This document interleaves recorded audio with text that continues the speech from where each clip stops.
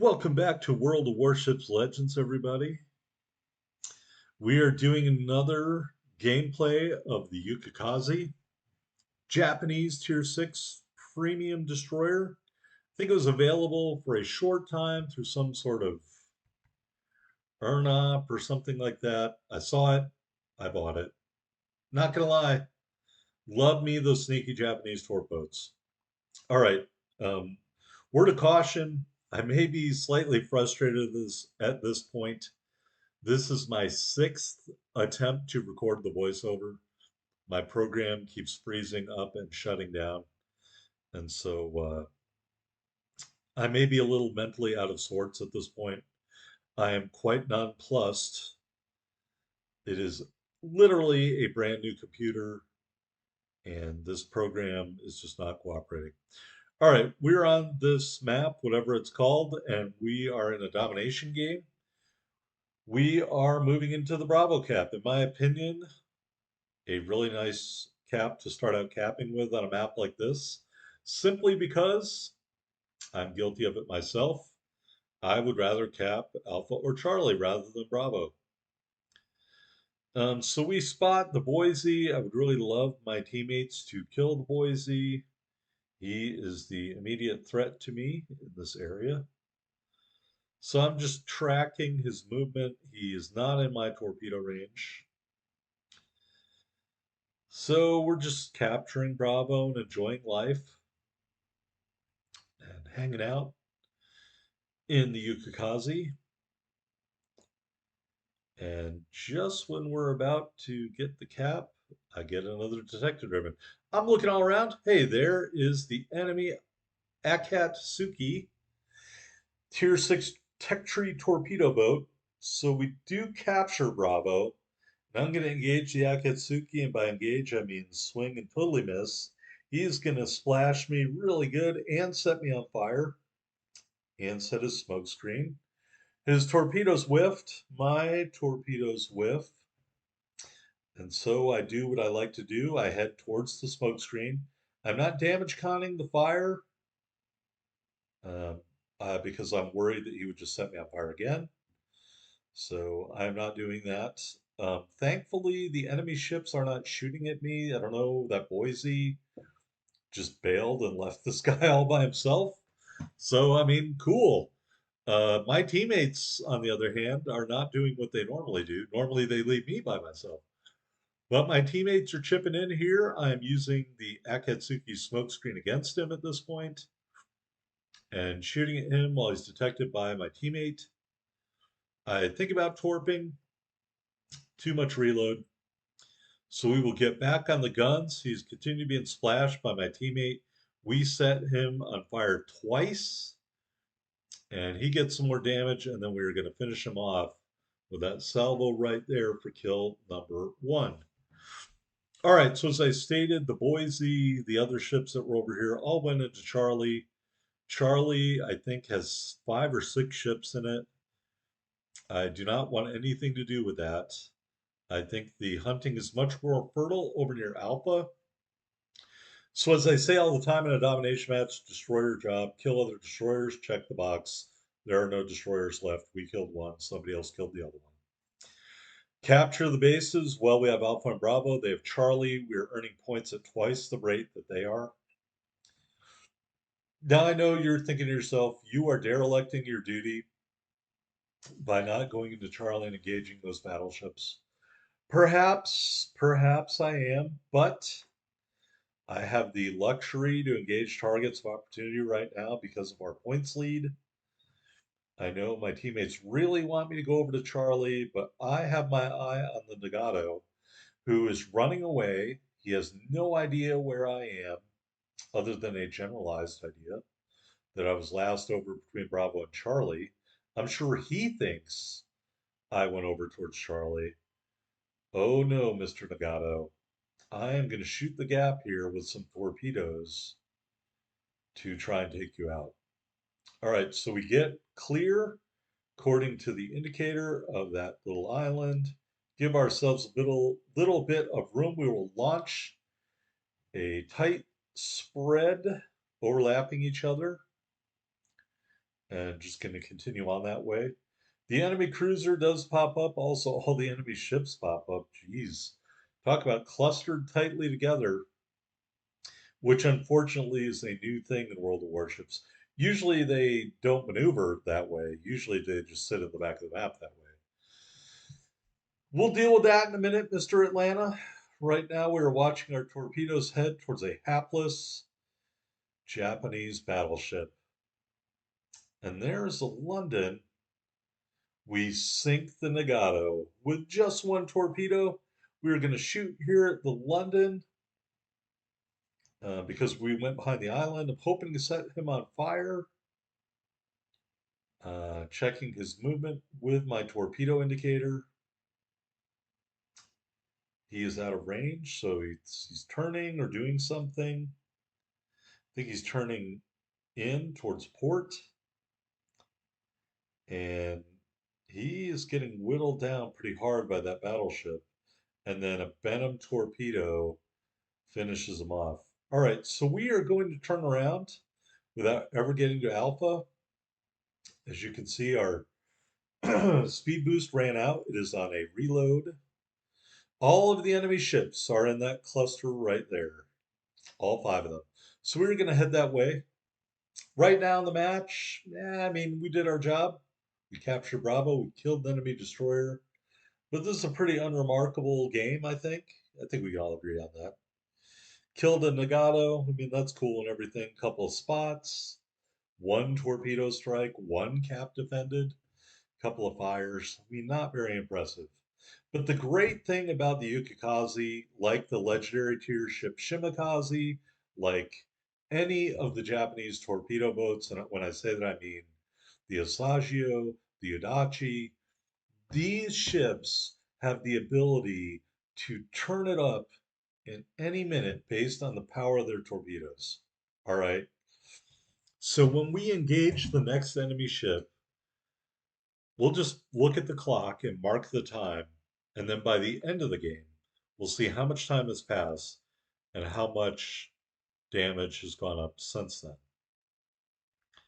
And I know this, look, spoiler alert, this isn't going to be like the Shimikaze game, the 190K game, where I had almost nothing and then two whole salvos of torpedoes later, I had 190K. It isn't going to be like that. This is a tier 6 ship. I'm fighting fives and sixes.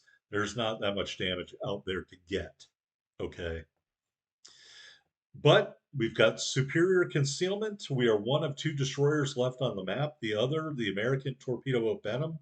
As you can see, he's shooting like all of his torpedoes towards the enemy ships, and they are stupidly all bunched up all over the place. I mean, it's one thing to bunch up if an enemy needs hit points and he's got will to rebuild. I get that. I endorse that. That doesn't happen enough. But it's another thing altogether when your entire team is in two squares of the map, and that's what's going on here. So we torp once at the Scharnhorst and once at the Boise, hoping that we can get some torpedo strikes in there. As you can see, our reload looks to be about a minute and 30 seconds on these torpedoes. The Boise just kind of blunders into the path of the torpedoes. We will take it. Dev strike kill number 3. The Scharnhorst, a little bit more aware. He does take one torpedo from us. He damage constant flooding, but that just sets him up for failure here. More torpedoes come in from the Benham, although he is not dead yet and did not sustain any flooding there. So I guess that's lucky on his part. All right, so that's about 15 seconds into the game, and we added 30 grand pretty much in damage. So we are still waiting for that reload. All these ships are turning in towards Bravo now, which they should be doing anyway. So I guess I shouldn't be shocked by that. The Scharnhorst is no longer a priority target for me.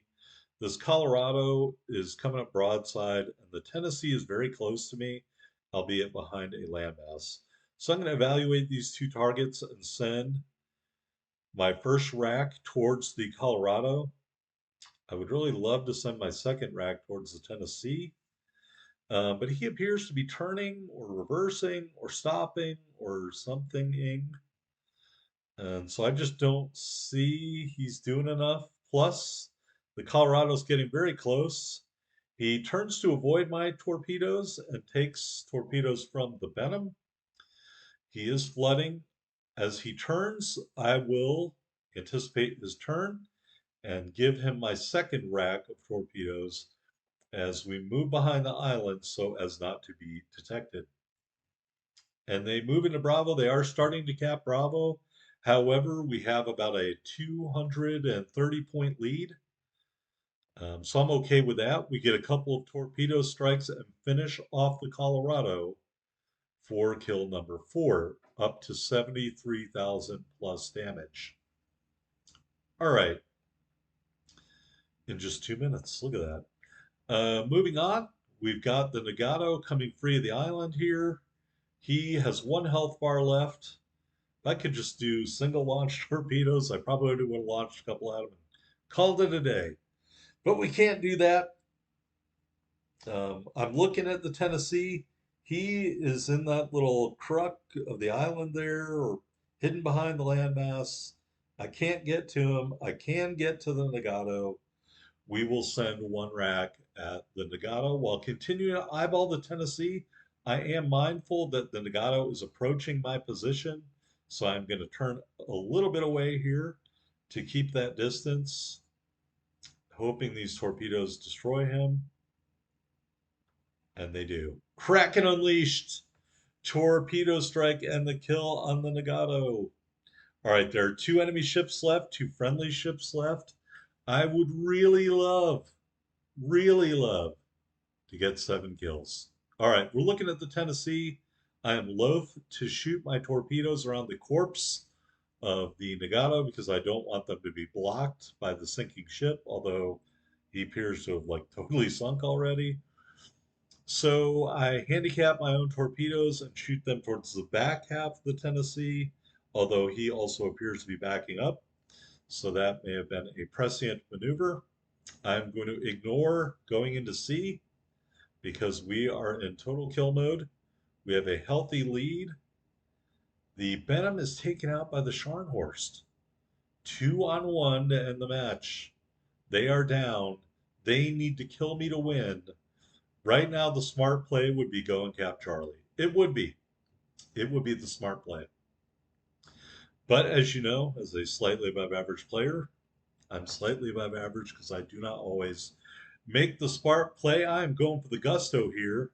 The Tennessee has moved out of our torpedo range, and I do not know where the Scharnhorst is other than he is in the Bravo cap. And unfortunately for me, looking at my torpedo range there really quickly, honest. Hey, the map name is Fault Line. I'm so glad I did that. Better late than never. All right, they capture Bravo. Still don't know where the Scharnhorst is. The Tennessee is within torpedo range, but there's an island in the way. And now I'm worried that the Scharnhorst is coming back towards me, will spot me. Oh, thank God. He's far enough away where I don't have to worry about that. So I don't know why I'm turning out. I need to be turning in to get him within torpedo range. He appears to be maneuvering away. Tennessee is still between those islands, making sure I don't run into an island. And so I'm going to full-fledged turn in to try to engage the Scharnhorst. As you can see, they are cutting into that lead, and there is now 1 minute left in the match. We will probably win on points if I do nothing, but I'm not content with that. All right, the Scharnhorst is back in my torpedo range, and I want to send the second rack towards the Tennessee. I will. Can I get 2 kills to end the match? And I'm turning sort of in. I don't want to run into that island, but I don't want to get any closer if I don't have to. So we're fighting the clock. I won't be able to get a torpedo reload in time. I knew that before I launched those. So these 2 salvos have to get the job done. We finish off the Scharnhorst. Kill number 6. Will we finish off the Tennessee? He is turning away, it looks like. If he had continued straight, I think we could have killed him, but all we get is the one torpedo strike and the time expires on the match. All right. So this was before I bought out the rest of the campaign. Got all that stuff. And we got that because we got a Kraken Unleashed. And we also got a devastating strike, 104,753 total damage with just 8 torpedo strikes. Those 6 big kills, look at the Commander XP, over 17,000 with that booster flag, and over 830,000 silver. Really an amazing match. In the Yukikaze, 3,023 base XP and those 6 big kills. Mr. Benham, great match by you, sir. Thanks for your assistance. I hope you enjoyed this match. If you did, hit that like button. Don't forget to subscribe for more slightly above average World of Warships reviews. Thanks.